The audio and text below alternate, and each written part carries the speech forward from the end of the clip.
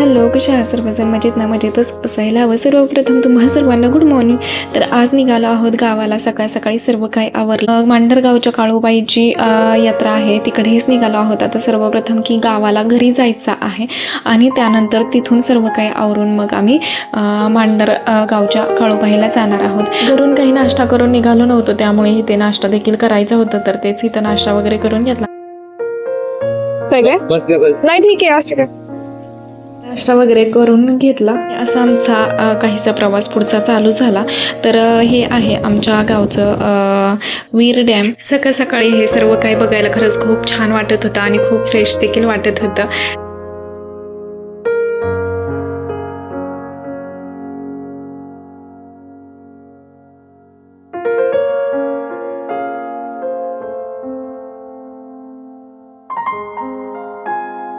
Finally इथे आम्ही गावामध्ये पोहोचलेलो आहोत आणि सर्व काही घरच्यांची तयारी झाली. पोळ्यांचा वगैरे स्वयंपाक झाला आणि बराबरीच चालू होता.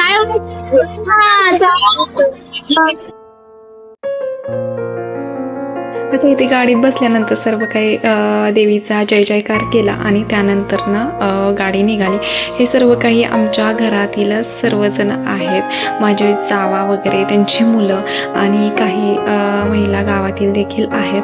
तर सर्वजण आम्ही यात्रेसाठी फायनली निघालो. आता घरूनच जे काही पोळ्याचा स्वयंपाक होता तर तो सर्व काही करून घेतलेला होता. आता इथे आलेलो आहोत नायगावमध्ये. ज्ञानज्योती सावित्रीबाई फुले यांच्या जन्मभूमीमध्ये नायगावमध्ये.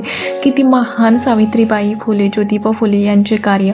त्यांनी चूल आणि मूल या संकल्पनेतून स्त्रीला बाहेर काढून शिक्षण हा नवीन मंत्र दिला, ज्यामुळे भारतातील महिला आज प्रत्येक क्षेत्रात प्रगती करत आहेत.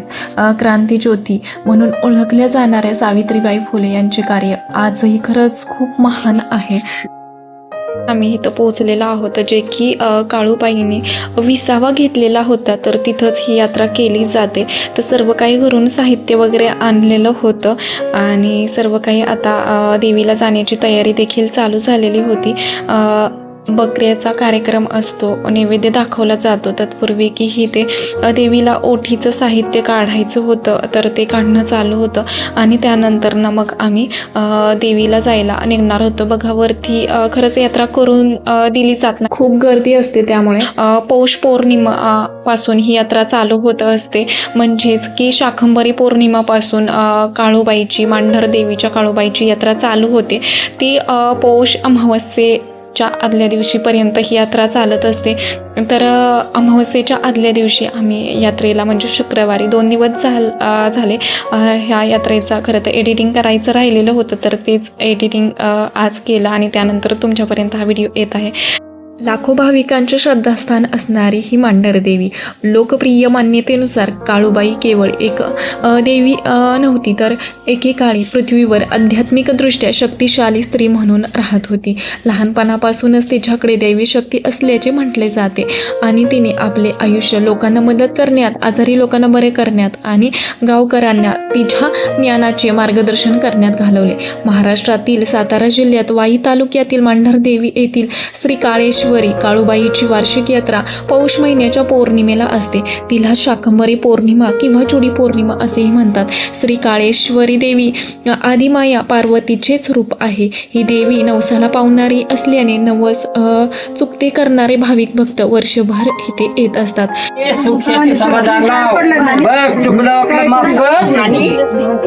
समुद्र सपाटीपासून 5000 फूट उंचीवर असलेल्या गर्द करवंदीच्या वनराईत विराजमान झालेल्या काळूबाईचे स्थान भौगोलिकदृष्ट्या शंभू महादेवाच्या डोंगर रांगेत पुणे व सातारा या 2 जिल्ह्यांच्या, तसेच वाई, भोर, खंडाळा या 3 तालुक्यांच्या सरहद्दीवर शिखरावर वसलेले आहे.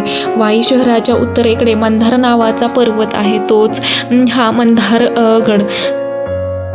पूर्वेकडून शिरवळवरून लोहम जगलवाडी मार्गाने पायथ्यापासून पाऊलवाट आहे. पायथ्याला जगलवाडीतही देवीचे छोटेसे मंदिर आहे. तिथेच आज आम्ही यात्रेसाठी आलेलो आहोत. हेच तेच ठिकाण.